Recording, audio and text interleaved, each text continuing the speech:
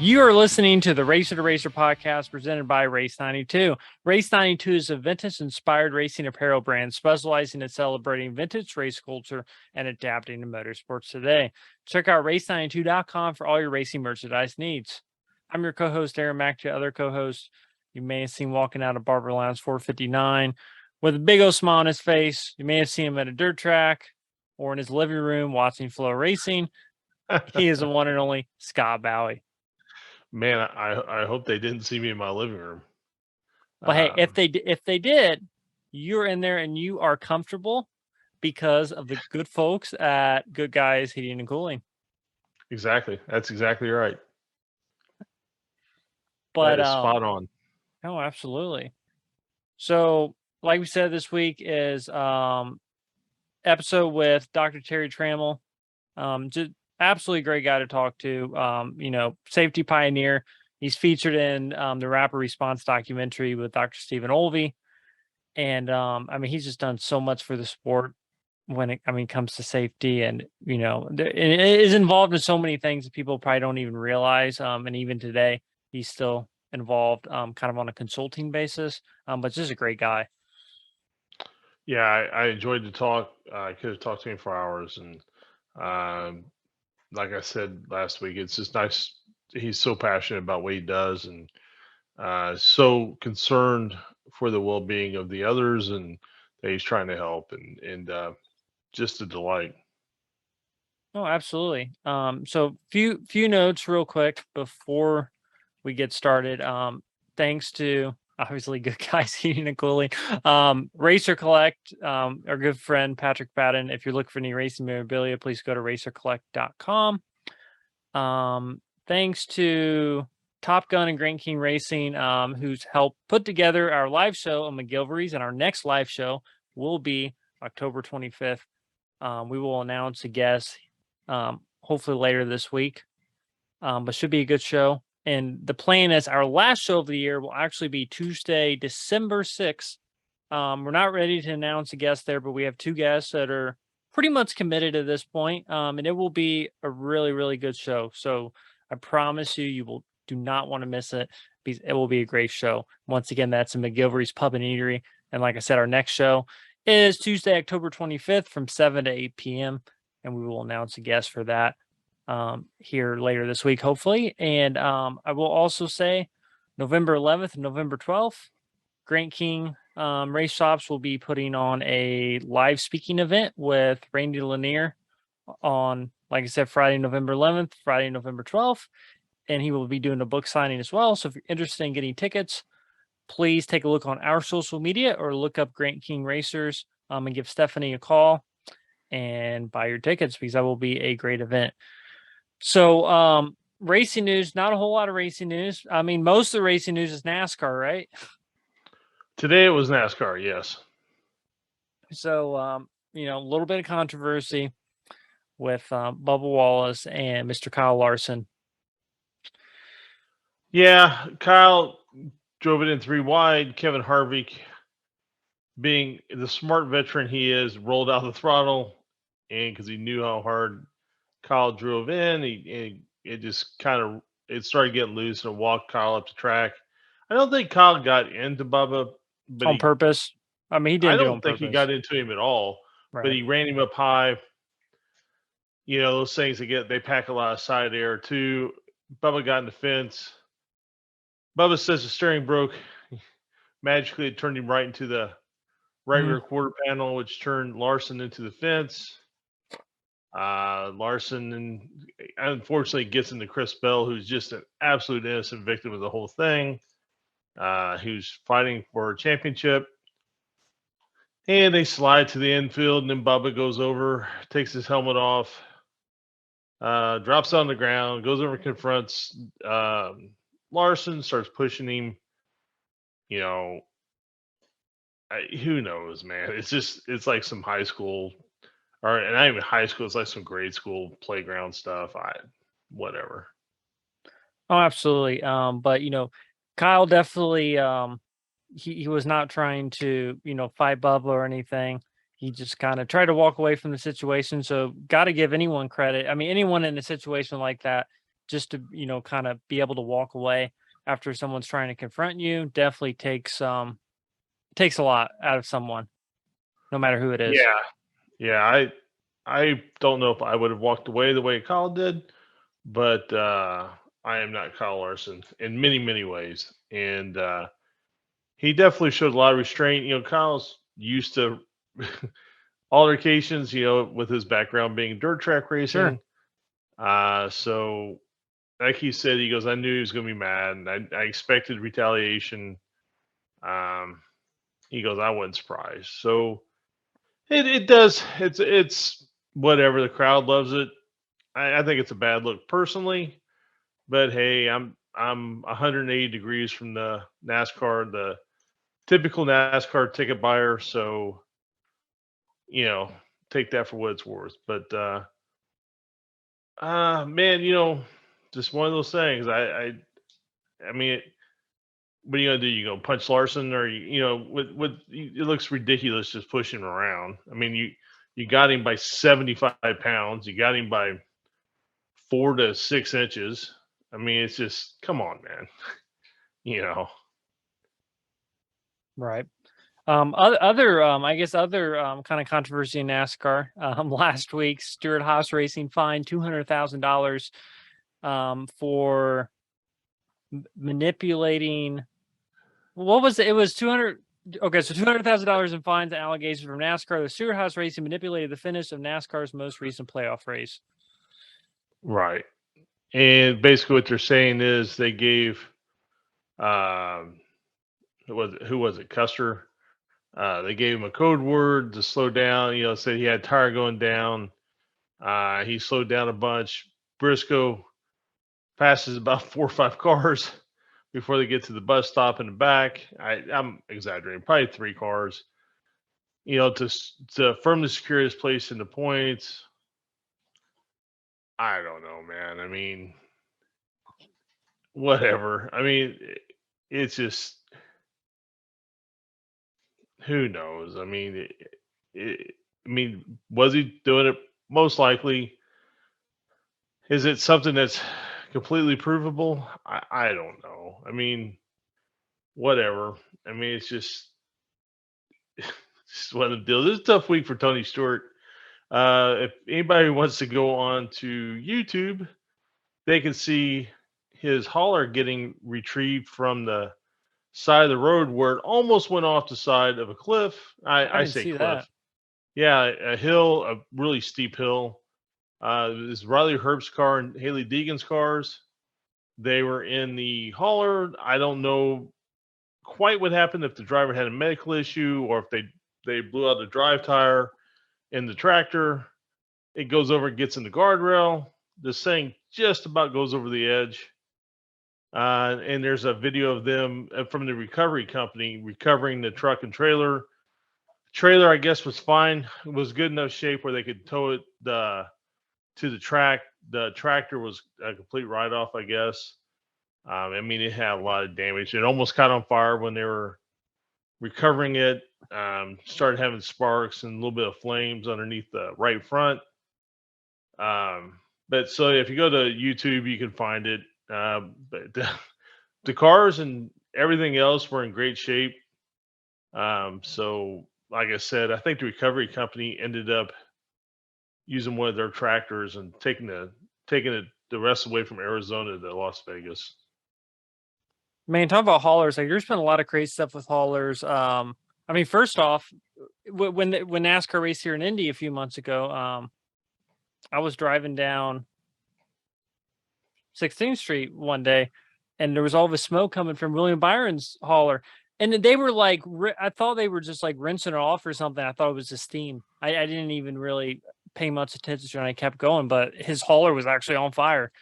So Right. there's been some crazy stuff with haulers this year. It seems like I felt like there was something else too. Yeah, I mean, you know, the season's long, you forget, but I feel like there's a couple others as well. And I don't know, man. To me that'd be the worst. Is if the only thing Mhm. that could make it worse is if you lost the car and then on the way home lost the trailer and everything in it. That would just be terrible. But at least the drivers were okay in that deal. Like I said, the one did end up going to the hospital.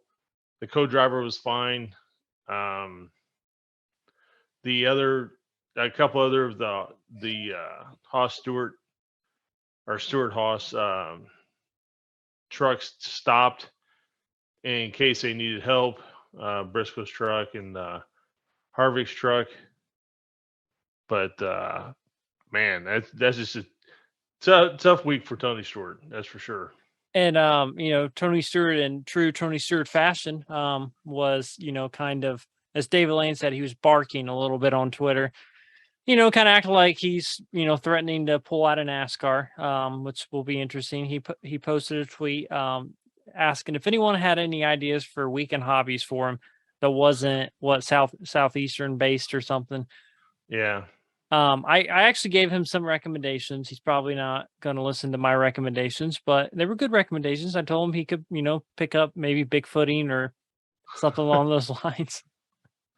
He, I mean, if what Jeff Gordon's saying and some of these other car owners are saying and that they're not making any money, which I mean, there's a lot of different ways not to make money and make a lot of money, but I mean, maybe Tony's married now. Maybe you start looking at it and you think, do I really need to put up with this?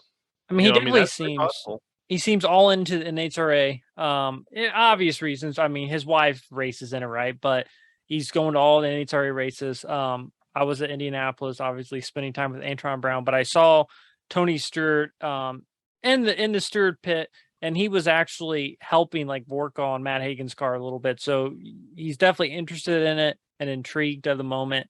So he may just kind of be done with it. I mean, he's been around NASCAR for a good portion of his life, so Yeah. maybe he's ready for a change. I don't know. He don't really go to many NASCAR races as far as I know. So, Well, he's just, I mean, Tony runs a lot of businesses and yeah, has a lot of interest. Like I said, he's married. He's got his NHRA teams now, and I don't know. I mean, what's the old saying? Is the juice worth the squeeze? I mean, is it worth the time and investment and the headaches, and then having to constantly deal with penalties and things of that nature? I don't know. I mean, if I'm Tony Stewart, it's probably not. You know. right. Oh, absolutely. Yeah. Anything else we're missing? I think that's the.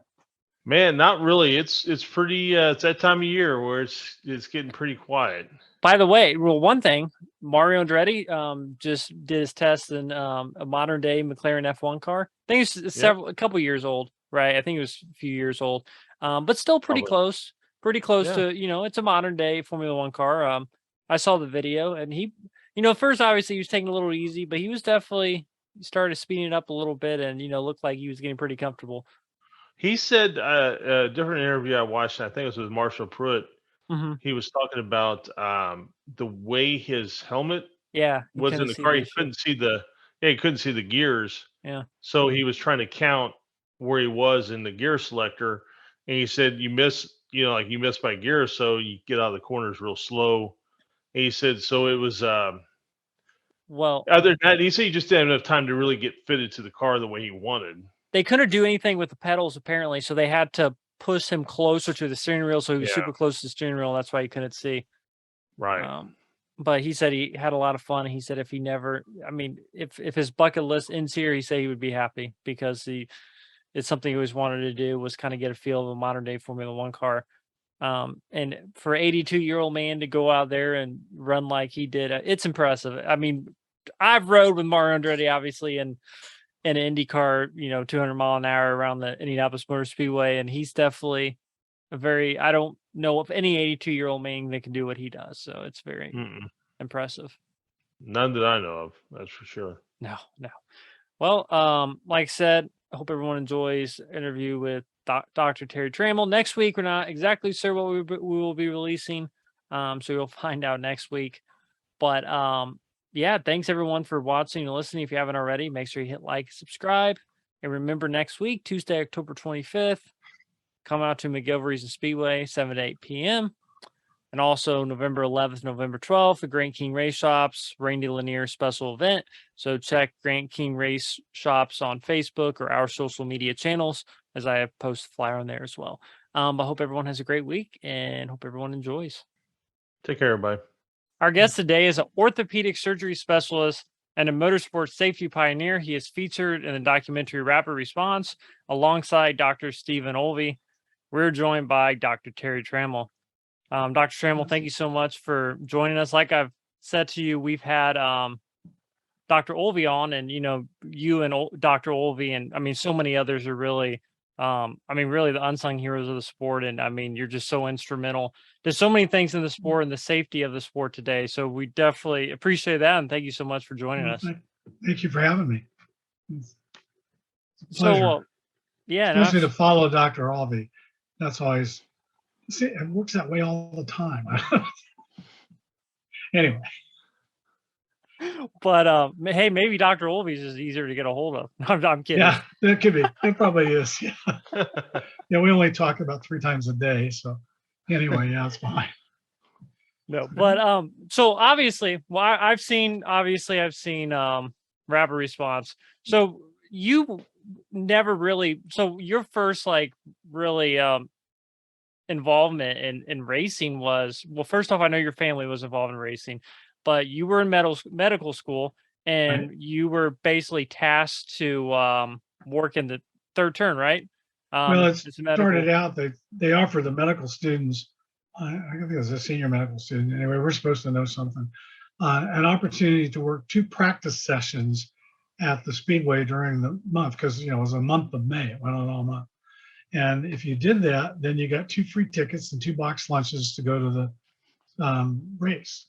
But what they didn't tell you is that the tickets weren't for you, they were for whoever you gave them to, as were the box lunches, and we had an assignment.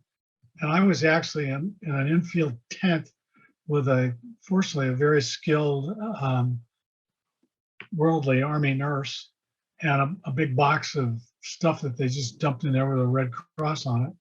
And I never saw the race cars that was 1973. And the first lap of the first time they tried to run the race was when Salt Walther got upside down and slid for a mile. All we knew was there was a lot of smoke coming off the track. This was before closed circuit TV on every tent, so on and so forth. So I had no idea what happened, only that the race never happened that day. And it came back for a couple of days and something terrible happened every day. And I finally said, that's it. I got to go back to school, because I was still in school. And I said, oh, I'm through with this place. I'm never coming back. That was when I learned that 2 words that you don't use in medicine are never and always. And so that was the beginning of a long story. What brought you back? I actually came back as a photographer's assistant because I love motorsports photography. I love sports photography, but motorsports. The powerboat races in Madison and car racing was part of the growing up genre. My father worked for Perfect Circle. They sponsored predominantly dirt cars, although they did have stickers on a bunch of IndyCars and so on and so forth. And we went to races, and so that was fun, but I had no intentions of actually doing anything other than going to the races and taking pictures. So I was supposed to be taking pictures in the third turn in 1981. And the night before, my senior most partner said, oh, by the way, you do know that you're on call race day. And I said, no, my contract says all the holidays. I said, well, race day is a holiday. And so I happened to be brooding at my desk in the office across the street from Methodist, trying to listen to the 500 on the radio, which I'd done since I was a little kid. And I thought finally I was going to actually be there. But that's when Gaius crashed and others. But on Gaius was the first go around with, I was the pilot. And he had an extremity injury, a leg that was non-survivable. And at that point, the common wisdom or the practice of the day was to amputate it. And so I said, there's no way I'm going to do that round one. And like an angel. This guy waltzed down the hall. It was a cardiovascular surgeon that was it was an access surgeon for me. I did a lot of spine surgery through the chest. And he walked by and saw that I was fretting, and I showed him what it was, showed him the thing. And he said, well, let's go fix it. And I was like, well, what do you mean, let's go fix it? He goes, he's done like 3 tours of Vietnam as a civilian. And he said, oh, this is no big deal. We'll go fix this. And so we did. And we saved his leg. They saved his leg. I just put a lot of pins and stuff in it. And it all worked out. And the next year when I came back to get my credentials as a photographer, I was told that my credential was in the medical center and I could pick it up over there. And I said, well, what's my photographer's credential doing in the med center? And I said, well, they didn't tell you. I was like, tell me what? And the lady that was telling me all this was actually one of my patients. And I said, well, I don't know what you're talking about. She says, well, they have a new position for you. And so she says, go over to the hospital, the infield care center. And that's where it all started. It was the beginning of it was the beginning. And so from then on, I tried to do both things. I carried a bag full of cameras and ran around the place until something happened. Then I dumped the cameras in the entryway to the hospital and turned into the orthopedic surgeon. So anyway, it's been a really good ride. No, so I mean, up to that point, obviously, I mean, you're an orthopedic surgeon, so you saw some, I'm sure, really, I mean, bad, just automobile wrecks, right? Like, how would you say, like, the injuries compared? I mean, obviously, the cars were nothing compared to how they are now. So, Danny and guys' wreck was, pretty terrible. But how did that compare back then to like a normal automobile crash? Like, I'm guessing, like, would you say like injuries? You saw injuries like kind of similar to the Angai's injuries, or was it still stuff similar, only worse? Because first of all, motorcycles. The springtime was a guaranteed busy day, and it was volume for the first 10 years or so. I took trauma call in the emergency room every 4th night and every 4th weekend for almost 10 years, and from 80 to 90, and so I got to see a lot. And highway accidents were multi-system things. They'd have a head injury and a chest injury and a broken pelvis and 4 broken extremities and so on and so forth. So that was kind of the training ground, really. The race car things tended to be mostly extremities. There was horrible foot and leg things through the 80s and leading up into the 90s. So I'd already had a lot of experience taking care of mangled extremities and things, but the approach was a little bit different because the way that patients responded was not like a driver. There are 2 categories of people, and I've said this for years, that if an orthopedic surgeon only had to take care of IndyCar drivers and Indiana farmers, he'd have the best practice on earth because everybody gets well. The idea that they limp, that they have pain when they walk on stone, they have to take their prosthesis off to get on a tractor. Those are all things that are just, if that's how it is, you don't quit doing what you do because you don't have all the parts. And that's vastly different than the majority of the population. And that became more and more apparent over time. And as you know, the first words out of a driver's mouth are, when will I drive again? It's not, will I drive again? Or how bad am I hurt? Or, am I going to limp? I've never had anybody ask me if they're going to limp. I did tell one driver that he would never beat me in a foot race. Actually, I told 2 drivers that. And both of them did. So remember that word that you're not supposed to use. I stopped doing that because one of them outran me because I couldn't walk. I ran over myself with a race car. And that was my stupidity. We were pushing it and it started anyway. And then the other one, because he really recovered enough to be able to run, and he was jogging, and he knew I really couldn't run. So we were in Brazil, and my whole thing about people that run, it's either because the guy chasing you is really big and mean, or the girl is really awesome. And I didn't run much because I didn't get in the position to be chased, and I didn't chase. So I got outrun. So Did yeah, you? it's just, I'm so sorry. I was going no, to ask you, and I apologize. I don't know if you worked on him or not. Did you work on Pancho Carter at all? no. I Now didn't think so. he came along. He got hurt at Phoenix before I came along. Right. We know each other very well, and have seen him medically on numerous occasions.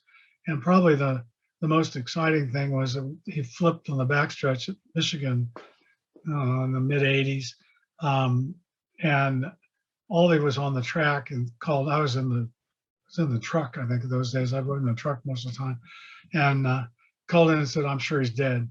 And I thought, "Oh, that's wonderful." The ambulance comes in. I'm waiting on him at the hospital, and he comes out of the hops out of the ambulance and said, "I think I broke my leg, but otherwise I'm fine." I'm like, "Oh, that's nice." Yeah, but you're standing on it. It says, "Well, it's not the big bone, it's the little bone." And I was like, "Oh, okay. Do we need an X-ray?" He said, "No, probably not." That was Pancho. But Well, he yeah. was just fine. Pancho, one of the tough guys of the sport. I mean, to come back from what he come back from, and to be able to race as well as he did for all those years is just amazing. Oh, yeah. And he's still, I see him, he's a spotter for whichever driver he's a spotter for. So I see him about every race. I only go to half of them now, and all the ones, anything that happens in Indianapolis. But I still run into him. And of course, he's still the same Pancho. He's always got a gotcha story, you know. Sure he does. Yeah, absolutely does. So we were talking about, Danny and guys' rack. And one question I had, so when someone has a bad injury to an extremity like that, is there some kind of time limit threshold of which you have to, operate on it before it's just, you're going to lose that Well, body part? the most direct thing is if they've got open wounds, if the bone came through the skin, then that's to do it right now because it's going to get infected. So you have to clean it out at the very least. And a lot of times you'll temporarily fix those with pins that go through the skin and external fixators. There were pictures of Foyt with, this contraption that would fly. Jeff Andretti had them on both sides. And actually there's a part of the story to that. We went to do something on Foyt, and I came at him with a adjustable wrench, and he was not pleased with that, said some unkind things about its origins. And so there was no way I was going to use that fit all on him. And to make sure that I never did, he got me a really nice set of Craftsman tools that I used in the OR for a lot of years after that for stuff external, because it's nuts and bolts. And so back to what you asked, the open wound thing is it's an hourly. Every hour it takes you longer to do it, the higher the infection rate gets. The other part is like with Ongaius, he didn't have any blood supply to his foot because the artery was cut, an area called the trifurcation. So all that go to your foot were not functioning.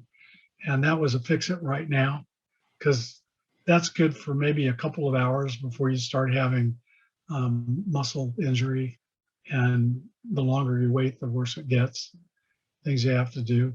So he was to the OR as fast as we could get him there.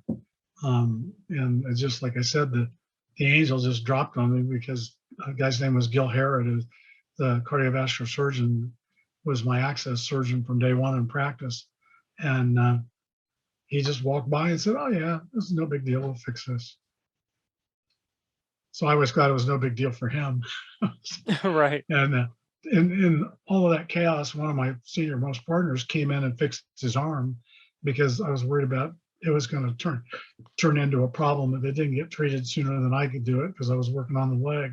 And he just kind of waltzed in, did it, and waltzed out, and I hardly even saw him. And that's just the way we worked. There's a practice that was still around today, but in those days there were 9 of us, and nobody said no to anybody. If you needed help, you got it.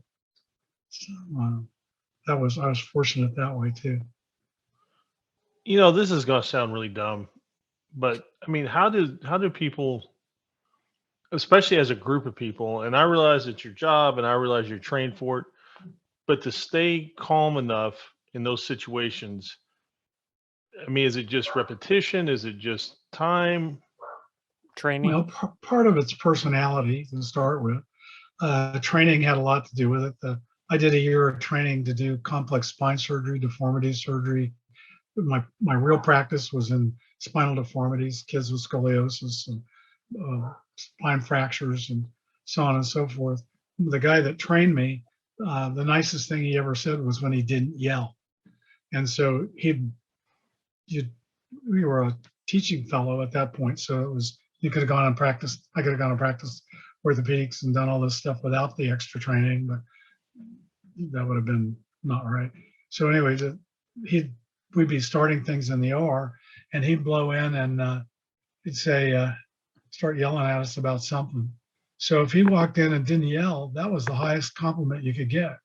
And so we also had the opportunity to not flinch when you got yelled at. It was like, so with time and what you see, you kind of had the surgeon is the captain of the ship, legally and practically.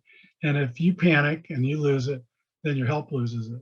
And they also lose respect for you. So I never really yelled in the OR. I remember one time, and it made everybody just go cold because I never did it, except that one time. So never. But I just had really good people working with me, and I just wasn't of the personality that panicked at things, because it didn't help. It only made things worse. And Right. where I got that from, it had to be through the training, the kind of people that I worked with as a resident. And I was Marion County General. I was a chief orthopedic resident there for my tenure. And that stuff happens there so fast and it's so violent. Back in those days, that was the Speedway bomber, the multiple gunshot wounds. I mean, the gunshot wounds were like an ordinary deal. It was vascularity was okay, and they didn't have something was going to die. That was just another gunshot wound. But you just learn to not lose it. You can't, and that was a blessing. Afterwards, that's a whole different story. But when you're in the moment, it's just what you do. What was the progression like for you from going from, really kind of being on call or just being at the hospital to actually being part of the, the first response team on the track, going up to the cars? You had a lot to do with the progression of kind of the safety with that, right? Yeah, it was an evolution, and literally the evolution came about largely by virtue of having vehicles to be able to expand. And the person that gets all the credit for that's a guy named Carl Horton, because he had an ambulance company in Columbus, Ohio, and he came along with our first box ambulance was when they first started making those big, the firemen called them buses because they were these big boxes. And that was one of the first vehicles that we had. I had an opportunity to use that on a crew person that got hurt in one of those skydiving towers that you go in. We were in Sanair, Canada, and did a bunch of stuff in it that you probably wouldn't do elsewhere. And it grew from that. We outgrew that. And the next thing was a fifth wheel trailer that had the beginnings of a trauma unit in the back, with some of the things that went on the road. And by the time we finished, we had however too long, it was a 48 plus foot long trailer that had pop outs on both sides. So that was 12 feet across. And that was bigger than 12 feet, it was 20, so it was 22 feet. And it had a full out, if you walked into it, it looked just like a trauma bay at Methodist, because we literally copied it and put it in the trailer. And so it had, two trauma beds and all the overhead lighting, and anything, really could do anything in there that you could do on a trauma facility except for getting labs back. We had the ability to do simple labs, but because every time you cross over in a new state, you have to have a new permit. And we decided we didn't really need to draw. If we got in a situation where we had to draw blood, we needed to be out on the road to the hospital by air to the level 1 trauma center. The biggest thing was in small things.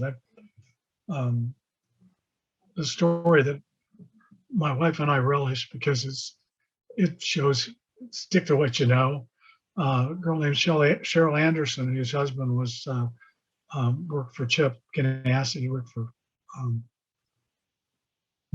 prior to that Pat Patrick, and his wife was a photographer, and she was riding at the end of the IndyCar race. She was coming down the hill from the corkscrew and went end over end with her little motorbike and landed on both outstretched wrists and just broke the heck out of them, and came into the medical center, to the trailer, and we got x-rays. It was obvious they were broken. And I said, well, we can't leave them like this. It needs to be reduced. Well, I'm running around. Now I'm caught between a rock and a hard place because my wife is about to drive in a race. She's driving an open wheel series, one of the, it was a Barber Saab, I think, back then. And I'm calling her race. I was her spotter. And I told Tom what the problem was. He just reached over and he took my radios and stuff. Says, why don't you do what you know how to do, and I'll go do what I know how to do. And so my wife, of course, has no idea this is going to happen. She's already on the racetrack. She's in the car and on the grid. And Tom is the ultimate calm, comes over the radio and says, your husband's a little tied up taking care of my wife, so I'm going to call your race. And of course, what does Rhonda say? Oh, thank God. So she was talking about Cheryl, I think. But anyway, we did what we did, and that worked. Everything worked out fine. And so we still talk and see each other all the time. So, it's yeah. I mean, kind of what you were talking about there. You started from kind of nothing in a way.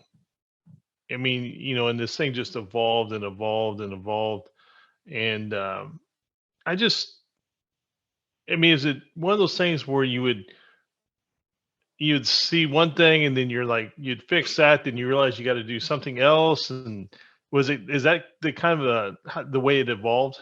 Yeah, the turning points really happened when Olvey and I started working together to bring better medical care to the racetrack, and building up on the safety team with Steve Edwards and then Lon Bromley.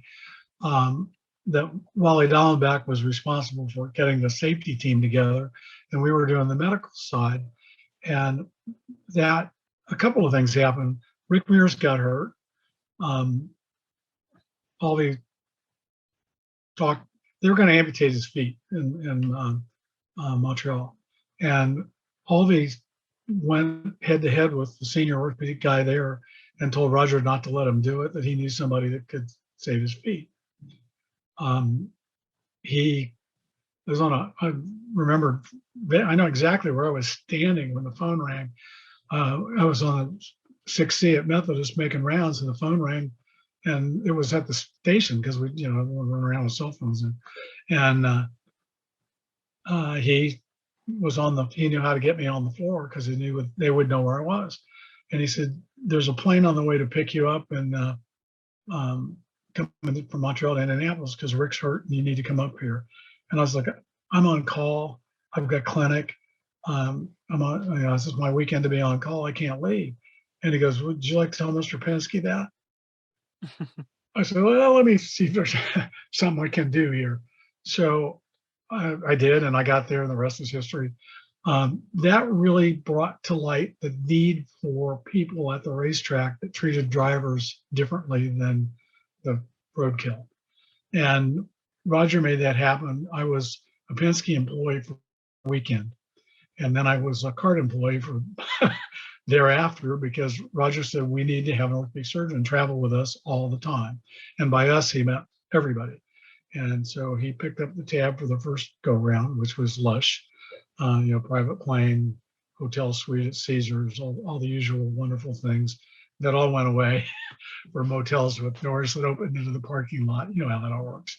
But that was a turning point for convincing the drivers and the race teams that they needed medical care that was dedicated to them.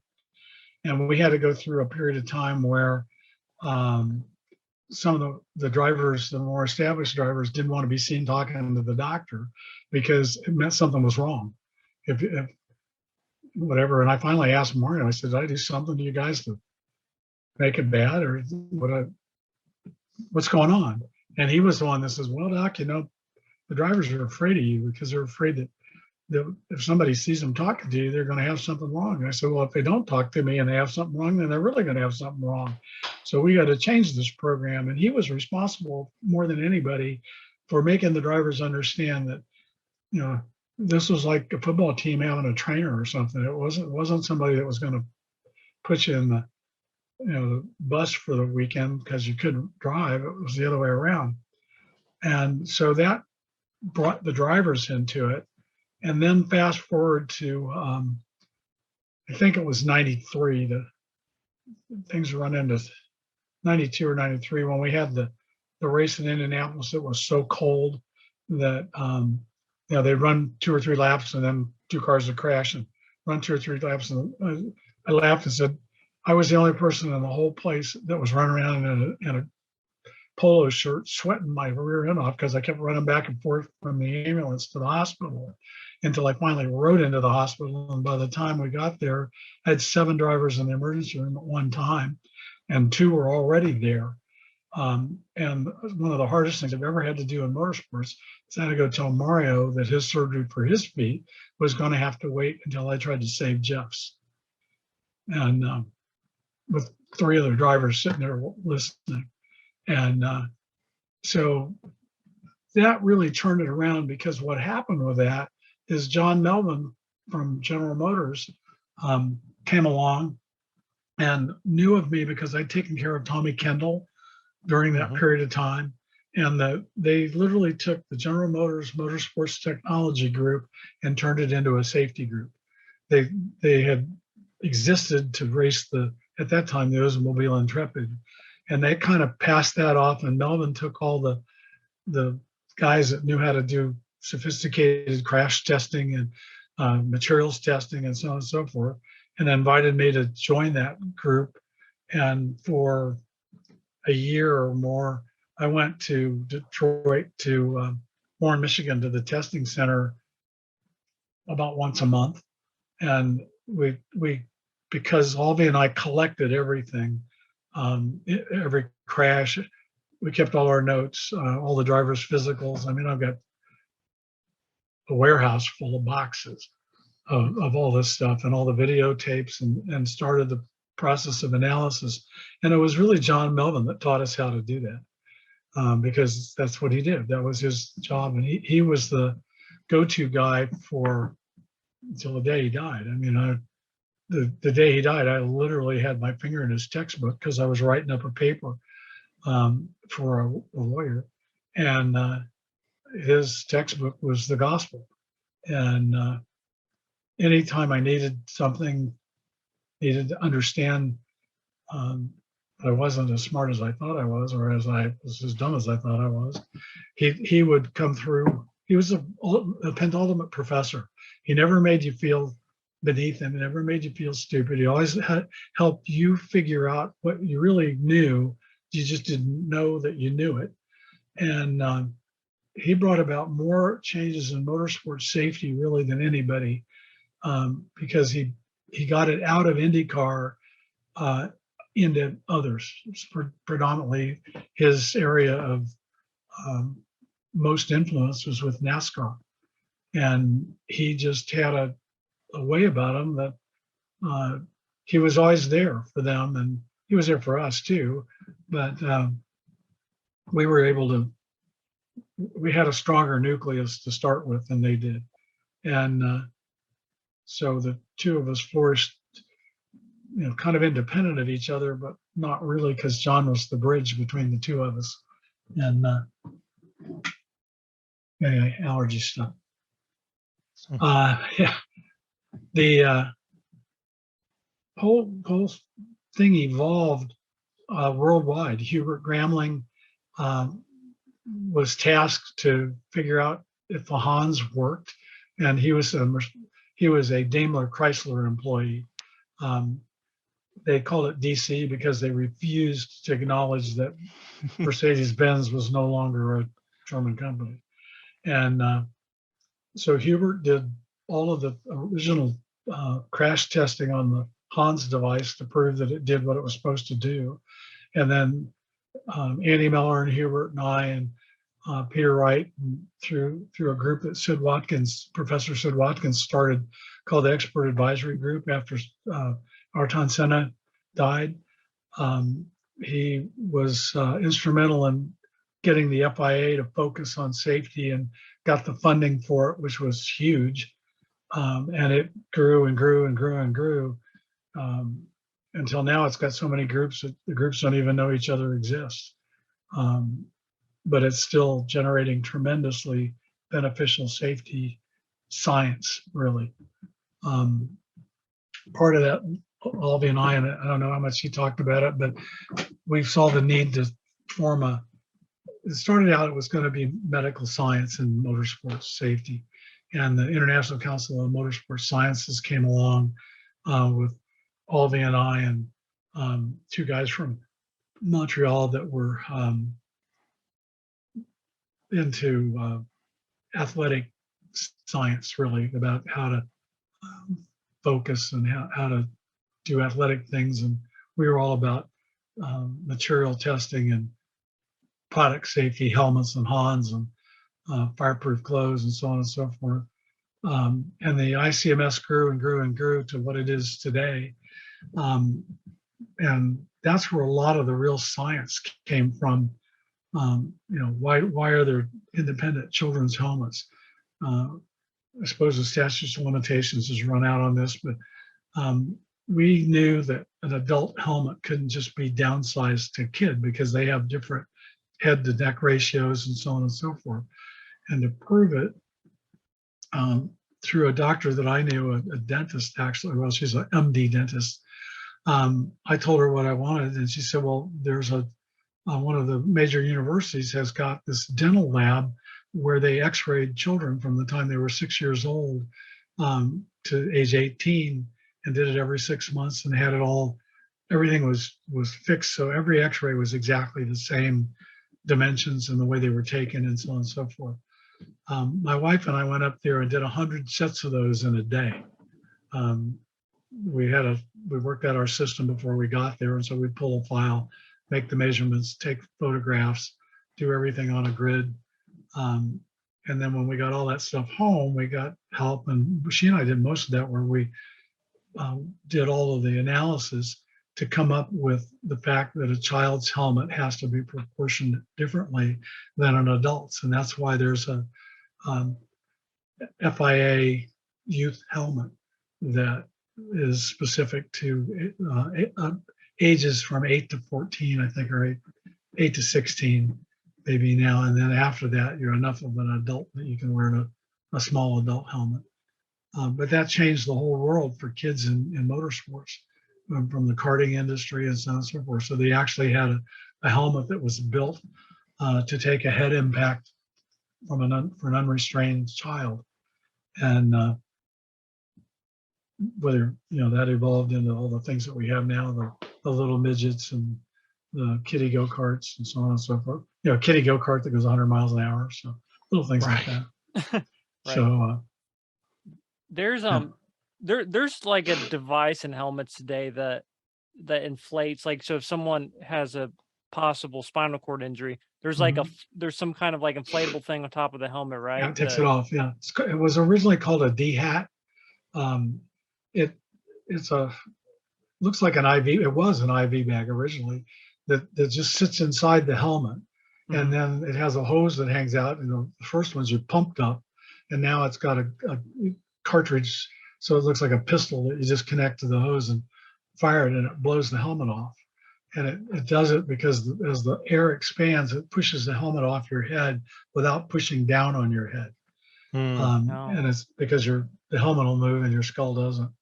And it makes it very easy to take the helmet off without having to wrestle it off the driver. Because a couple of things that make that necessary is that, as you know, a full face racing helmet now has an eye port that's just barely big enough to get your glasses through, let alone get to the airway. So you have to get a racing helmet off to be able to manage the airway, especially if the driver's entrapped in the car. Whereas like on a football field, they take the face mask off and leave the helmet on so that they don't have to worry about wrestling that helmet off. And there's a way that you pad the helmet on a board to carry off a person that has a potential spinal injury off a football field. And that's totally the opposite of what we do. We always take it off. If the driver's conscious, you ask the driver to take it off because they won't hurt themselves. And if they're unconscious, then there's a protocol for how it gets taken off using the D-hat. Hats, lid lifter, that's what it's called now. Is there actually is a there's one hanging on a door in here somewhere. It looks like Goofy. It's got these long ears that hang out that are on the balaclava, and by just grabbing the arms of the balaclava and pulling them out, they do the same thing. They push the helmet off, and that way you don't have to have, any fool can get it out. All you have to do is just pull straight out sideways.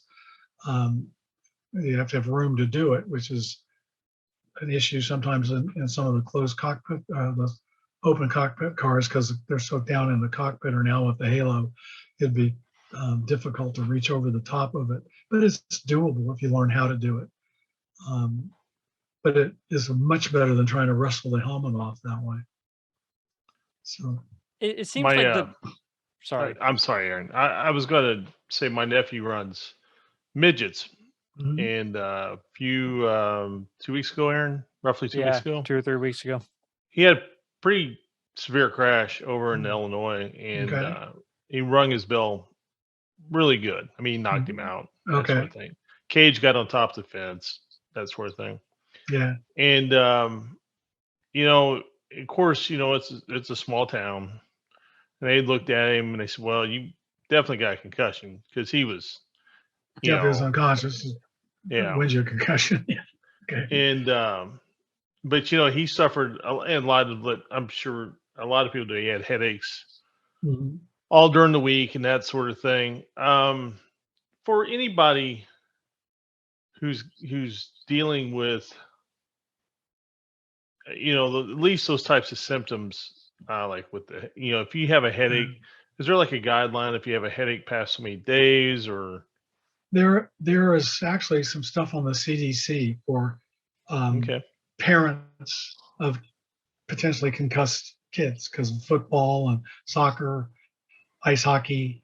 Actually, motorsports is down the line for production of concussions, but nonetheless, it describes what symptoms, because a lot of times kids don't know they have them.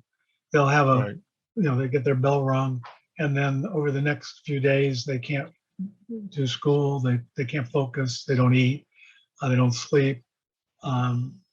Just their whole daily occurrence is not what it's supposed to be.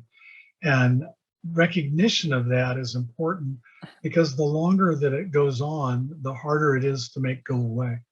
And there's certain things that you do that we have a very, I wouldn't call it rigid protocol, but one that encompasses all of the things you have to do from the time that you have a potential concussion until you're free to drive again. And really, there are more and more organizations now that recognize that. And actually, the certified athletic trainers that are recently certified that's part of their training, is how to recognize concussions and when it's necessary to involve medical care. And because concussions kind of now it's cool to be involved with them, there are numerous different subspecialties that, whether do like the football stuff, they have a unconflicted, or I can't think what the U stands for, neurological consultant that's unbiased to be able to make a decision about a player going on. Yeah, the one that was with the Tua deal, I heard today they got fired. They did. I Yes. I don't know the details of that because every Sure. news report I read is a little bit different. But from the standpoint like IndyCar and NASCAR, but especially IndyCar, we have a very there's a trigger for it. If the drivers all have ear accelerometers that look about like this, they're these little things that go in their ears and actually measure head accelerations. And if we have a driver that records a head acceleration of 80 Gs in any axis or a resultant of 3 axis, they're done driving until we tell them that they're not concussed. And part of the reason for that is sometimes it takes 2 or 3 days before the symptoms appear. And a really recent case of that is, it was in the press, was talk about it. Jack Harvey had a really hard hit at Texas Motor Speedway the day before the race, as in qualifying, and his head Gs were high. The video looked like something that you would say, yeah, this probably is going to turn out to be a concussion. But he was examined at the infield care center. He was examined by the docs that picked him up on the racetrack, brought him in to the infield care center, examined there by their specialist. We make them all do what's called a King Devic or Devic test that every driver has to have a baseline for. He did that, did fine. Came back to his car. I saw him, played 20 questions, so on and so forth. Got the data from the head Gs because they have to be physically downloaded to a computer out of the wrecked car and then processed. And when the guy that processed them brought him back to me and said, you need to go back and find him because his head Gs were high, which it did. He seemed to be perfectly normal, and they were all, what are we going to do? What are we going to do? So what you're going to do is we would ideally like to wait 24 hours before we even test you to see if you have a concussion, to see if there's an opportunity for symptoms. Understanding that you have a race tomorrow and the team really would like for you to be the driver, I'm going to tell them to prepare that you're not going to be the driver and be here tomorrow morning first thing in was, I think we got him in at 7 o'clock, 8 o'clock. And we'll test you and then we'll make a decision what we're going to do. I said, I'm going to have the ER doc do that exam and I'm going to do other parts. And so, well, I met him at his trailer and we had to walk about halfway across the paddock to get to the IndyCar medical trailer where we're going to do the exam. And by the time we got there, he stopped and looked at me. He goes, I'm concussed, aren't I? And I said, yeah. He's short of breath. He's weaving. It's like taking a drunk home on Saturday night, slurring his speech and so on and so forth, just from the exertion of, I walked pretty fast, about a 4 mile an hour pace. And he was keeping up with me because he's taller than I am. So he was keeping up with the pace, but it was winding him down. And it was obvious to him, as well as us, with just the clinical deal, that he'd had a concussion. And so that triggers the protocol, which consists of now you're out till we say you're back in. There's, I wouldn't call it restrictions, but they're guidelines for what we want you to be able to do that won't aggravate your symptoms. And that little walk we took was one of them that brought out the symptoms. And so that's something you don't want to do as exercise yet. You want to wait until you have no symptoms at rest, doing normal household things, reading, walking around the house, but no exercise yet. Then the next step is you do start to exercise, just light exercise. Anything that causes a recurrence of the symptoms. And we make a laundry list for them because they're going to tell us what symptoms they have, and they'll come out from the testing. Anything that brings those symptoms on, you have to step back. You take a step back, and it's a progressive. You go on, if you don't have symptoms, then you go on to more strenuous exercise. Once you can go back to your regular routine plus some and not have symptoms, then we're going to test you in a car. And how we do that is actually use one of the simulators. Either the one there are 2 here in Indy, the Honda you're a Honda driver, we go to Honda. If you're not, we go to Delara. Chevy's is in North Carolina. So if you have access to that, there's one in Detroit. And the object of that exercise is the driver has to be able to reproduce either his or an equivalent driver's times on a given racetrack.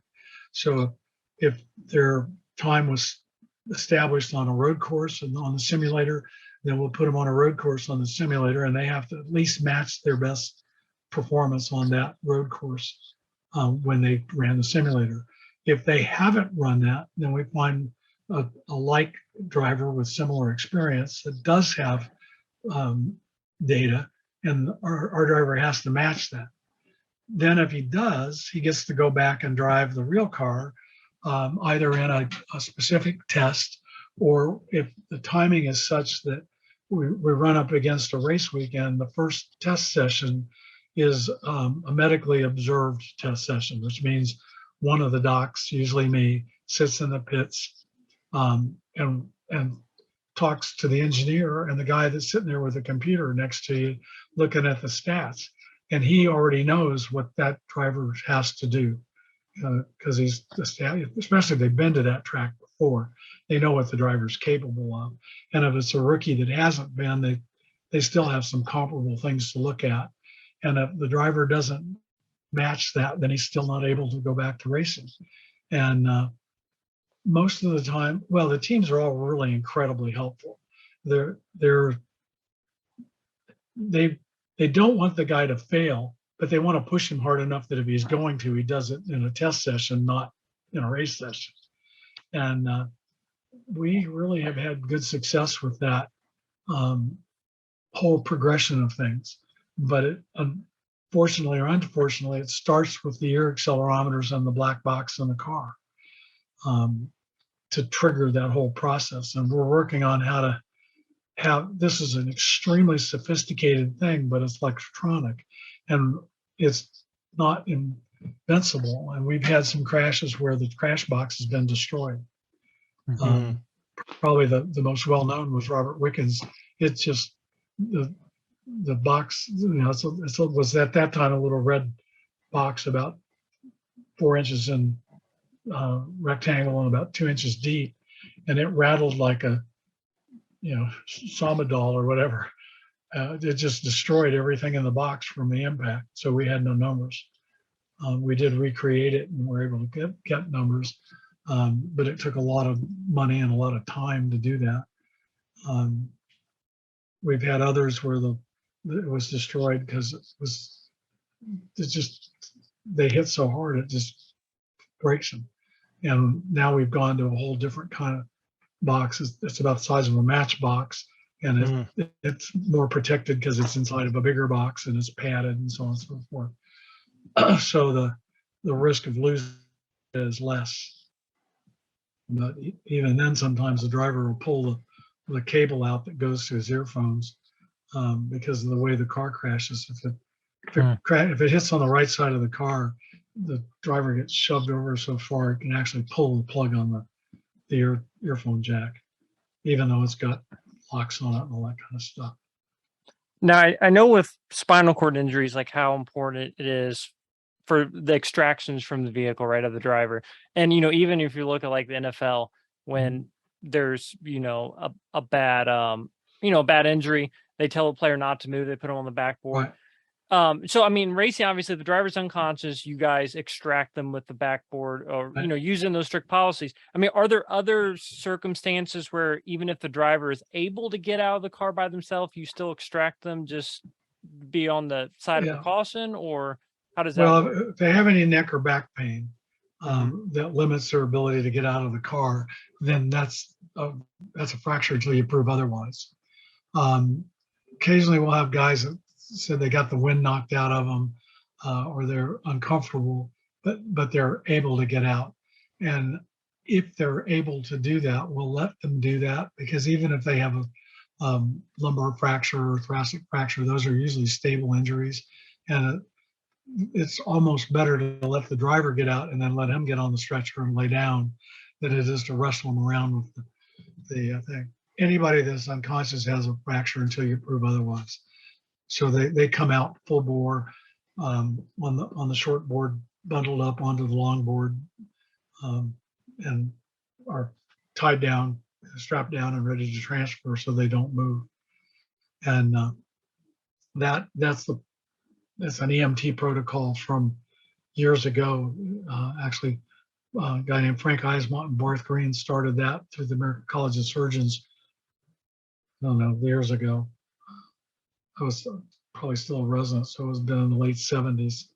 And that protocol still persists pretty much through the car stuff. Well, actually, if the driver's conscious but has neck pain and is using his hands, so you know that they're don't have a big cord lesion, we'll let them put their collar on themselves because they're less likely to hurt themselves than you are. And then we'll put the back part of it on and connect them. Or if it's a wraparound collar, we'll let the driver start it and then we'll finish it.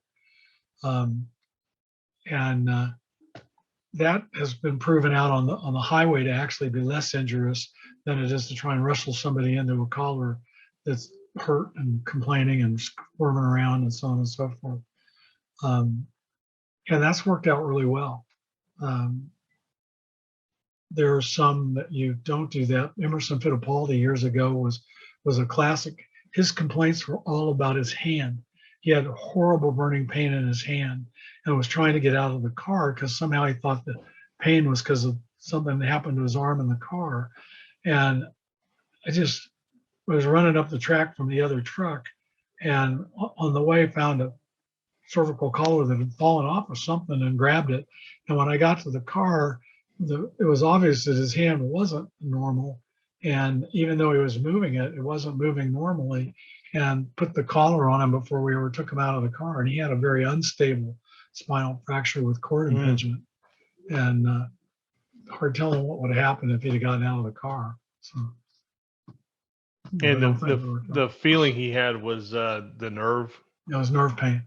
Yeah. It was a nerve crush syndrome, and it caused horrible nerve pain in a particular part of the hand, and that turned out to be what he had.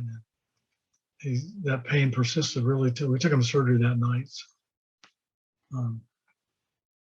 So got that fixed.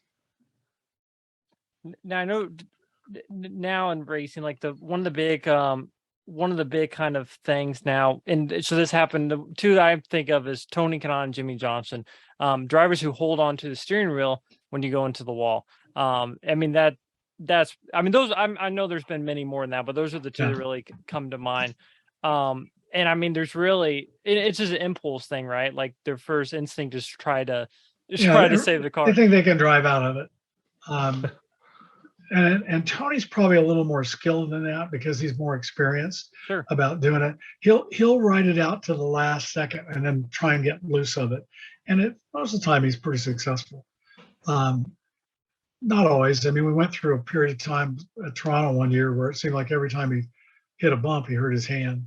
And it was just, that's just the way it was. Jimmy thought, well, he's running into the tires. It wasn't going to be a big deal. And there was a problem that we recognize that IndyCars, because they have power nothing, they have a big powerful engine, but they don't have power steering. They don't have power brakes. The steering is really heavy. It's very hard to drive one. If you hit something with a wheel and it doesn't bend the suspension, all that force goes into the steering rack and it goes into the steering wheel. So now you've got a 900 kilogram car that's rotating a 8-inch wheel at 100 miles an hour and your hand is on it. Even if you want to let loose, you can't. Or if you think you can, as the wheel comes over the top, it'll sling the hand that's on top and it runs into things. That was a Will Power at Mid-Ohio. He got hit broadside, and the momentum being that way just slung his hand into the cockpit and broke his hand. Jimmy just rode it in. I mean, he got off the wheel, but it came back and hit the steering wheel. You learn lots of things. We have a camera that sits over the driver's head. That's called an aim camera. It's actually tucked up underneath the roll hoop, and it looks down at their hands and arms on the steering wheel. So you can see a whole lot of things happen to their hands when hands get hurt, that they swear, well, I let go of the steering wheel. Well, yeah, you opened your hand up, but it happened to be caught. Your thumb was caught by the spoke, and it didn't matter. It just drug your hand underneath the steering wheel. And that happened recently to Marco Andretti. Trying to think which of the Andretti kids got caught up in an SRX car that way, with the steering wheel tucked it under. And that actually is a thing from the kind of fracture he had is from the days when a car had a crank, because if you started to crank it, fired, it'd grab your hand and turn your wrist over that way. And it went counterclockwise as you faced the car. So when it backfired, it went around the circle the other way. And that was, he knew to let go, and he did, but it got tangled up in the spoke of the steering wheel. And other drivers have done that. And that's what really happened to Jimmy, is he got slung off of it, and the rebound with the wheel, he hit the side of his hand on the steering wheel and broke it. Like he gave a karate chop to the steering wheel. We can see all that through that camera. So they give you their song and dance, and then you show them the pictures and say, well, this is what really happened. And they get better over time. They become better and better observers of what they're doing. And I got to hand it to him. Jimmy's got to be one of the coolest drivers that's ever come along. He doesn't lose his cool. He doesn't yell at anybody. He always comes back to the garage and stands around while they're seeing how bad it broke the car up. And he takes his lumps. You know, the crew's never very happy with him because he busts the car up on, well, often enough that he and I are well acquainted. And because of what I do now is do all the accident analysis with the group. And so I get to talk to him a lot, and he's become better and better and better at picking out what went wrong that caused him to crash, which is usually pretty good. He's very, very good at spinning the car so it just spins and doesn't hit anything. If he loses the rear end, he's usually not going to hit anything, because he just knows how to spin the car. I mean, how many people that you know of spun a car at the Indianapolis 500 and walked away from it? I can think of two. He's one of them. Wait, the fourth was one of them. Yeah, backwards. Yeah. And Danny Sullivan spun it and won the race. Right. Yeah. So anyway, he's just a cool guy. And if everybody approached the process the way he does, and many of them do, that really helps us understand what we need to fix and what we've tried to fix that we haven't gotten there yet. And back to why the IndyCars, the suspension's too stiff.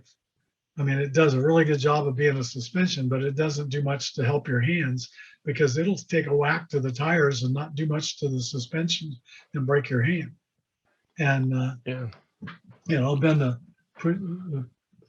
steering arm, push rod, pull rod, whatever the current term is. But we learn from them, they learn from us. So, and that partnership's really important. Well, you look at something like Scott Dixon's crash a few years ago when he got on the fence on the inside. I was sitting right there, and I would tell you, I would swear to you to this day that we had lost Scott. I mean, just by the way it looked like it hit and everything else. But you know, now my job since 2012 has transitioned from being the on the track doctor to actually I work with the safety investigation group.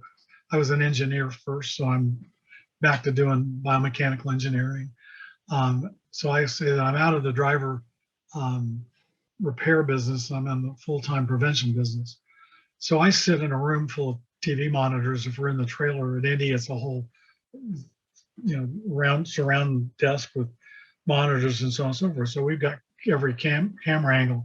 And I agree with you. I thought he went head first into the inside wall, upside down. So I thought that's exactly what I thought. Not going to turn out well. Well, when he came to a stop, he was still on the radio. How in the hell that happened, I don't know, because the front end of the car it was gone. It should have got done with the radio. He was working to get out before they ever got to him. When he got into the infield care center, his heart rate was less than anybody else in there. He was just the Iceman. I'm fine. So it hurt my foot a little bit. I'm like, okay. So, we did, by this point, it's like, I don't care what you say, we're going to look at every inch. We want to check every hair on your head down to your toenail. And what caused his ankle injury was when the car came back across the grass to the wall, the nose was gone, and it dug up grass like a bolt cutter, and it put about 10 pounds of dirt and grass into the inside of the car and shoved the pedal up against his foot. So it broke he had a little crack in the distal tibia that showed up on a CT scan. That he didn't miss a race because we just wrapped it up and said, okay, fine, and put a heel pad in his shoe. But I went out to the shop on Tuesday, I guess, after the race I needed to measure some parts and things for part of the accident analysis, and the grass was growing out of the car. It was still stuck in the nose cone, and it was growing through the seams that were broken. Anywhere that there was an opening in the car, there was grass growing out of it. Wow. I thought, okay, that's not seen that one before. So the car did what it was supposed to do. There was a little luck involved. When he came down upside down on the wall, and it pushed the fence away, so it exposed the concrete behind it. It landed on the concrete between the back tire and the chassis. So the tire acted like a spring. That's part of what threw it back out on the track. But it also, had it hit the chassis, it would have hit him in the head. If it hadn't gone where it went. So, he's Scott Dixon. He can do things like that. But I wouldn't recommend it. And certainly with the things that are on the car now, the top frame and the aero screen and so on and so forth, that would have been, had he done that again, it would have been protective in all probability. I mean, you never know until you actually test it that way, and we haven't tested it that way. But the forces it is designed to take should have withstood that. Well, today it appears to a layman like myself, like it would take a protrusion type situation where it has like there's a post it lands on or something of that nature that's smaller than the opening to get in there versus like that wall. Or I don't have my toy car, but it's still if I hit part, if this is the front of the top frame, and a piece is coming at it that's tumbling, and it hits it and tumbles this way, then it's going to cause a problem. And we've had a couple of scenarios when that could have been a problem, but remember the car is moving too. So when it hits the piece, it's still moving underneath it, and it literally runs under it, and it hits the roll cage, hits behind them. And that's happened on a couple of occasions where pieces hit the top of the windscreen and tumbled over it, but because the car was moving and it was moving, although this is hard to understand, when something comes off a race car, it actually is going the same direction as the race car it came off of. Right. Okay. It's the car coming from behind it that runs into it. So the famous Massa incident with the spring was almost in the same place that it came off of, only it was a little further down the racetrack because it shot off of the spring in the air, but it's moving down track. He ran into it. It didn't run into him. And the same thing with Justin Wilson. I mean, the things that do that are you're running at them. And actually the opening at the top of the halo, because or the top frame, we did some homework with that. The faster you go, the smaller that hole gets. So if something's that's inevitable that you're going to hit it, and you have that knowledge, it's better to speed up because it literally makes the opening smaller. It increases the force some that you're going to hit it with, but it makes the hole smaller. So my brother ran Silver Crown cars, and he ran even though it was the early 90s, they still ran the old style bodies with the windscreen. They made it fit the new style car. And there was an incident at Phoenix where someone lost a muffler, big, heavy stainless muffler. somebody kicks it up off the track. He's coming at it, and it's actually like a spiral type situation where it's Okay. spun off the tire and it's spiraling. He's coming Yeah. at it, I guess. Longitudinally, and it's Yeah, and he said the last moment it clips the top of that windshield and it flat sides. And it catches him in the helmet like this. yeah. And it destroyed. It was a brand new helmet. It destroyed the helmet. I mean, broke it up. But I mean, if it wouldn't have done that, It it may have caught him in the chest or would have been something bad. else.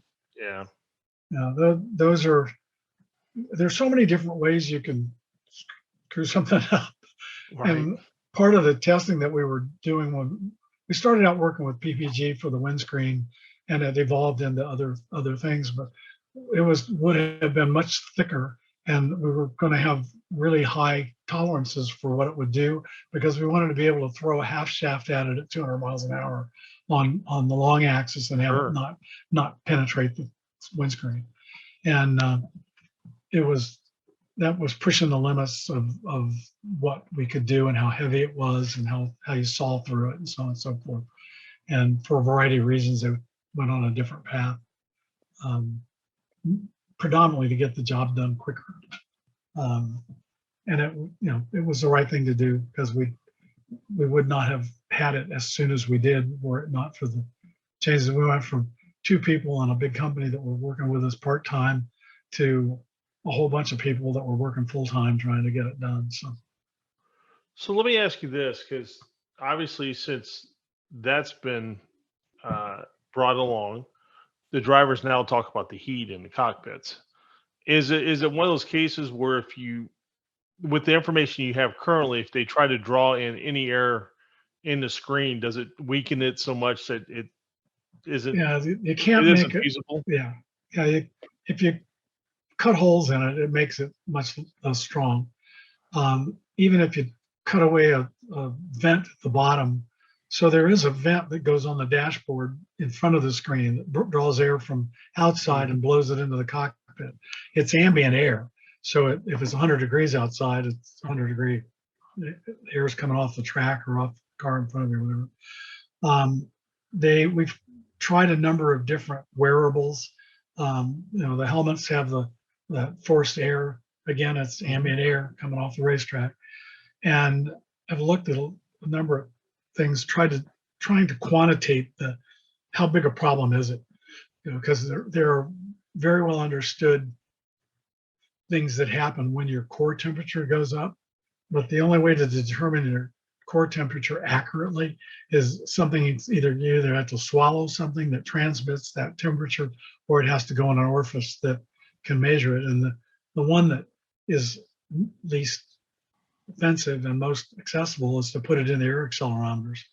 And there is one that exists that we are trying to do to get it in those for next year, next season, so that we actually have some data. Because one of my Jimmy Johnson stories is when they first came and tested, it was an 80-degree day or whatever, one of those unseasonably spring days in Indianapolis when it's actually hot, and the track was hot. So he does his testing, and I'm talking to him afterwards, and I said, so what do you think about how hot it is? And he looks at me like I'm brain dead. And he goes, I don't understand. What's the question? I said, do you think the inside of this car is hot? Does it make you feel uncomfortable? And he was like, after driving a NASCAR for how many years? He said, right. This thing's like a breeze at the beach, and compared to a NASCAR. Fast forward 2 years, and guess who's showing me the new thing that he's going to wear so it doesn't get so hot in the IndyCar? So it's kind of what you're accustomed to and what can be changed. And I think that probably the NASCAR drivers they become more accustomed to the heat. Sure. Because they do, and that there actually is military training. That's how the military trains people to be in environments where they have to be in a hazmat suit, desert duty, whatever the scenario is going to be, cold or hot. And you can change your tolerance to that environment by being subjected to it and stressed in it over and over and over again. You gradually build up a tolerance to that, and your thermoregulation changes so that you don't get, your core temperature doesn't go up as fast. The ones that you hear about that have the real problems, you got kids coming back to school in early August that want to play football, and they've been, the most strenuous thing they've done besides play video games is take a walk to the park or something to play stickball or something, or go to the pool. And now all of a sudden they're running all kinds of drills and football equipment on the football field, and it's 100 degrees outside. So the NCAA very wisely has come up with guidelines that are based on a temperature table for humidity and temperature, and it tells you what to do, how often you have to, how much water you have to drink, how long you can practice without stopping. So it's all spelled out.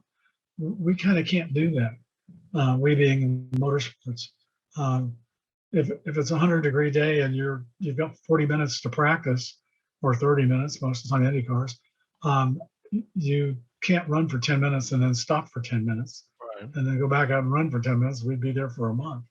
And so we're working, it's an area of very acute awareness. Everybody knows that the drivers are uncomfortable in the car with heat sensitivity, and we've had situations where they probably were heat exhausted and needed to be treated, and were. Fortunately, we haven't had anybody actually have a heat illness to the point where they were sick with it. But we're trying to make it better, and there are a lot of people looking at ways to do it, but we haven't come up with one because we really don't know what it is that's working, because we don't have a core temperature. So hopefully we'll get that information in the next season. Now, I think, like you said too, is you're drawing, like, even if you draw in the air around the car, it's still ambient air. Right. Sorry, Aaron, go ahead. No, you're fine. No, I was going to say, so I've noticed this year, a lot of drivers wearing the cool suits. You were talking about a little bit with the actual hoses. I mean, I know like Pagano has always had like that vest that's not hooked up to anything. But so as I don't know the right terminology, but so the cool suits with the hose, that's a new thing that was just kind of brought in this year for IndyCar, right? Yeah, the cool vest. I'm trying to remember who was the first one to bring it about. It was Stewart Andretti, so it probably was Herta was wanting to do it, and we had to prove that it wouldn't burn and it wouldn't boil the water and so on and so forth. And several guys now are using it, probably a third of the field. But whether it just feels better or it really reduces your core temperature, there's no data for. And that's what we really would like to know, because we don't want to mandate anything that's not really going to do what it's supposed to do. And you'd like to test it to the point to be sure that it's not going to do anything worse than what it's supposed to get rid of. And then the teams complain because it's heavy. The pumps and so on and so forth are heavy. And so that's why under certain weather conditions, the CA will mandate that everybody has to have the ventilation duct on the dashboard. Will that work? The people that know more about heat sensitivity in a race car than anybody are the rally drivers, the ones that drive in the desert rallies. That forced air is very effective because you want to sweat and then blow air on your body so it evaporates the sweat. The hook is the air has to be dry. And that works really well in the desert because it's not usually very humid in a desert. It's dry and hot. Problem in Indiana is that the humidity oftentimes is higher than the temperature, and you get no benefit from the airflow because it can't absorb any more water. When you start getting up into the above 70% humidity, it doesn't do a very good job of taking water from sweat away from you. And that's what cools you off, is when you sweat and blow air over it, you feel cool, because it's called the heat of sudation, or the heat of evaporating sweat. And sweat is a very efficient way to cool somebody off, but you have to blow air over them, and the air has to be dry. So we're looking at ways to dry the air and not impede the airflow. And the rally guys, they've got all kinds of tricked out things because a little extra weight in a rally car is not really going to make a big difference, or especially if everybody's using it. So anyway. Now, is a cool shoe, is that connected to the same thing that the helmet is connected to, or is there like No. an extra pump that is? No, the helmet is passive. Okay. It's got air intake on the side where the helmet. If you look, it depends on which direction the car is going, because it's on the opposite side of the fuel port. Okay. Because we don't want them putting fuel in the helmet Right. intake, when it sprays all over. So it's pulling air on that side and it's blowing it into the top of the helmet, which is their largest surface area for blood is the top of your head.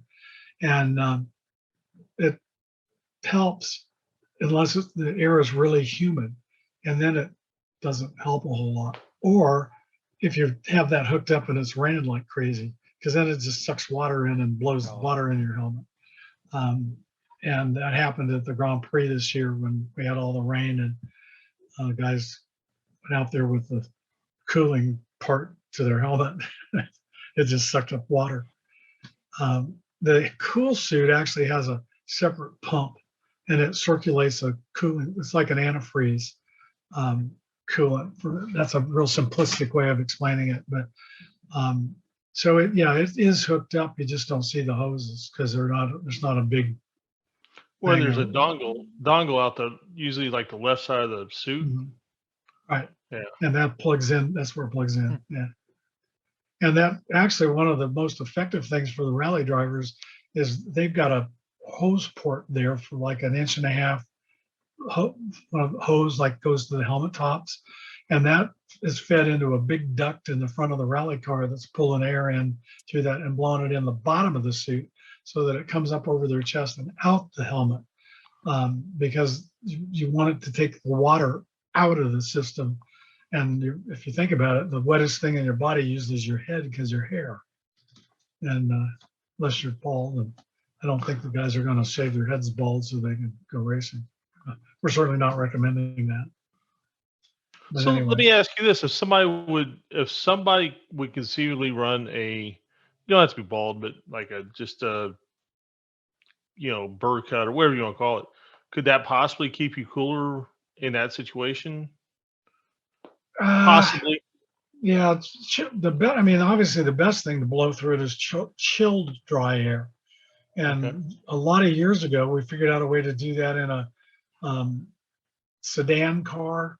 And I don't remember the series. Paul Gentilozzi was driving back then, and we kind of did it to his car. We figured out a way to put air ducting in it so that it picked up the air, cool it, and then blow it into the cockpit and blow it into the back of the seat and the suit. Part of the problem with that is it works great on an oval where you've got pretty constant airflow, but every time on a road course, every time you hit the brakes, it stops because you don't have any airflow. And we tried to come up with ways to power it. We used the sump pumps out of a boat, bilge pumps out of a boat that go in a line, and they helped a little bit. They moved air pretty well, but it's the same thing. You still have to get the air into the intake, and it wasn't strong enough to suck it into the intake. It would move it along the train, but air is funny stuff, and how it handle, what the turbulence is in a pipe and so on and so forth. So we really need to, first of all, better understand the problem. And then if it really is as big a problem as they say it is, and it's causing an increase in their core temperature to the point where it could produce heat illness, then we're going to have to do something to fix it. And we haven't figured out what that's going to be yet. Right. Well, Scott, you have anything else for Dr. Trammell? Man, I don't. I tell you, actually I do. I have like a million more questions I would love to ask you, but we obviously you don't have that kind of time. I just want to say thank you for everything you've done in the sport, that you continue to do, and not only in auto racing, but it evolves out into every aspect of life. It's been a real privilege to do this. I've worked with some wonderful people. I've had an amazing career of doing this with CEOs that basically stayed out of the way, made it possible to do what we needed to do. And when we didn't have the money to do it, they find it somehow. And that's still the case today is if I really go tell Jay I got to have something, he'll figure out how to get it. I may have to go with lots of paper to explain why I need it, but he listens, and it'll get done. And well, and as everybody that's preceded him has been, nobody's been obstructive. They've all been helpful. And certainly along the way, we've had some that were beyond helpful. I mean, they've just made stuff happen. And to his credit, he's let me do pretty much whatever I tell him I've got to do. I'm not an IndyCar employee, I'm a contractor. And that means I get to sit here half of the time. I sit here and do the races remotely. And I just I work with the lady, Vicky Laux, and we have one of those texting things. I'm not the most tech savvy person in the world when it comes to that stuff. I just type and she does. Yeah, I need a picture of this. I need you to go get this from the car. Go talk to the driver. Go talk to the team. And most of the time she's already done it because she knows what I'm going to ask for. But it's worked out really well for us. So what else? So obviously you're involved still in IndyCar, you know, you said as a contractor, but what other like involvement? You're still like an orthopedic surgeon, or what else do you do kind of outside IndyCar? Okay, I'm retired from medical practice, so I don't see patients and do all that kind of stuff. I will do, I have done, I'm trying to not do it currently, but if somebody wants me to review a case and make recommendations or advise them informally, I will do that. I do it mostly for racers. I don't really go outside my sphere of knowledge is better race cars. I'm better at telling you when you can get in a race car and what you have to protect you in it. And I do that a lot. The joke is I'm looking for a replacement because this is really messing up my golf game, and I didn't start until I was retired. And so I'm trying to make up lost time, and the more paper I get piled on me, the worse my game gets. So I'm out there looking for the right person, and I hope they're coming along soon because I want to be sure and pass this on to somebody that's going to have the passion to keep doing it. So it takes like I feel like somebody like yourself. It not only takes somebody with a passion, it takes somebody with an understanding of their limitations, willing to explore, willing to try something different, willing to listen to others. I mean, there's so much that goes into that. That obviously you do. I mean, you know, from the stories you told us and the things that you've done, and that's a rare combination. there are some coming out of the woodwork that are coming up the line.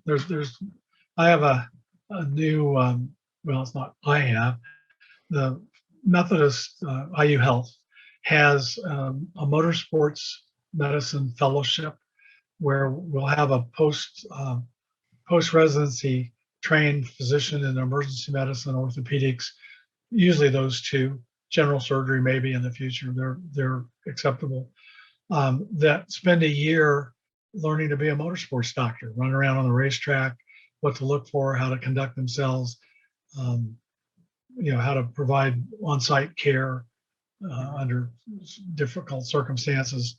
And then the current one is also an engineer from a very prestigious engineering school.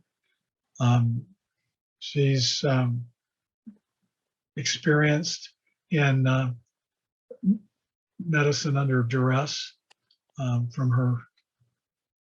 She's in the military. She was a West Point grad, and also used her engineering background in some defense work that I can't know about. Sure. But she's extremely interested in doing what I do. And the only downside is there's not two of her because I just keep, she cringes when I walk by in a good way. It's like, okay, what do you need and how soon? And but she's going to be wherever she ends up, she's going to be a real asset because she does all the things that you said, and turns up everywhere. She's in a rescue vehicle in Talladega over the weekend. Oh, that's great. And so she always tells me these things because she says, I want you to know I'm not cheating on you. And it's like, go get some, that's good. Go get experience, talk to somebody else, find out what they're doing. And she's very good at it. So hopefully she's coming down the pike and will want to stay here. Well, we need her. Yeah. I mean, we need everybody else wants her too. That's, F1, we have a close relationship because of the F1 thing. So that's been an ongoing thing. There's still a research working group that we're part of and work with that. And so it's worldwide. And somebody like that, the word gets out quick and everybody wants one. So we'll see. You kind of mentioned it earlier, and I just touched base on it real quick. You were talking about photos. Obviously, that's a real passion of yours, is photography. And you said it was sports photography, or was it motorsports photography? It was almost all motorsports. I dabbled in a little bit of other stuff, but how the photography now, I don't even have a camera other than my iPhone anymore. The digital. But the people I work with, and that's what I do, is they photograph everything. I get all the video from all the cameras at a racetrack, and when I'm not there, I get how many monitors or something. Pretty much whatever I need to see, and then the Vicky that's there goes and gets the photographs, and all that stuff is put into a permanent file on an IndyCar server that I can access wherever. And that's what I do, is I create a report for every accident that has all the supporting photographs and the video and so on and so forth, so that a year from now, if somebody says, what happened to Detroit that year that caused the problem? And it's like, it's all laid out, all the math and the numbers and so on and so forth. And that's the skill that we're looking for, is somebody that knows how to utilize those things. We've had a reasonable number of physicians that come through that want to be racetrack doctors, but it's very few that want to sit down and do the hard stuff, the math and the manipulations and so on and so forth, or have the capabilities to do that. And certainly the emphasis in this year and hopefully in the year to come is on that kind of person. Motorsports photography, I've always found incredible. I've got a million photos. Aaron has seen me look at photos. Like, I'll take a photo of our race car, and I don't look at it as just like, oh, it's a photo of the race car. I'm looking to see what the car is doing. I'm looking to see how the parts are interacting and things like that. And it's amazing. What is it? A picture tells a thousand words. It does. Yeah, and it does. And it is just something I never tire of looking at those photos, because you always see something different. And that's what we teach the on-track doctors that are coming up the pipeline, is the first thing you want to do is look at the car before you ever go to it. What's wrong with it?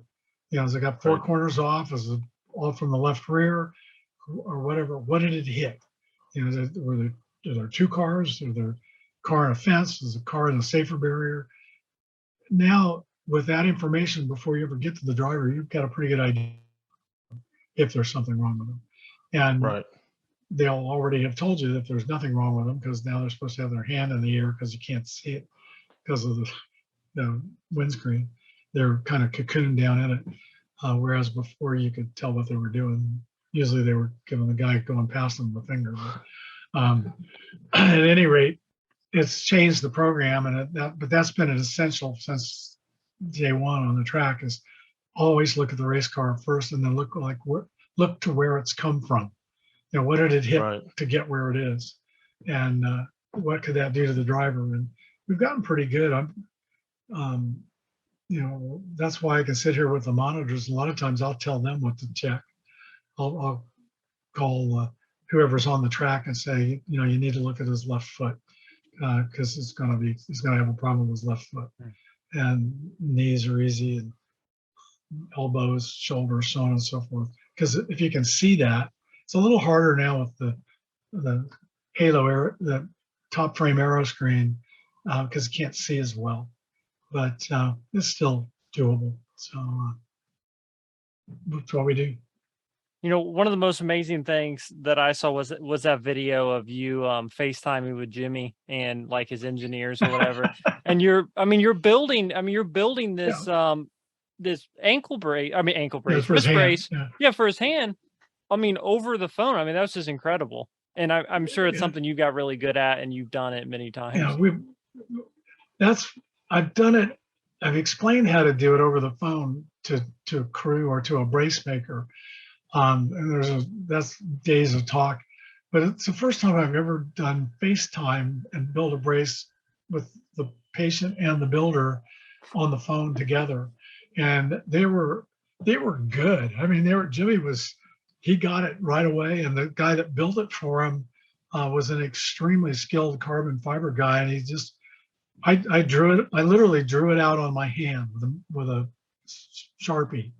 And then, we had to manipulate it around so you could see and turn it around, because it was his right hand, my right hand, but we're facing each other, so now everything's backward.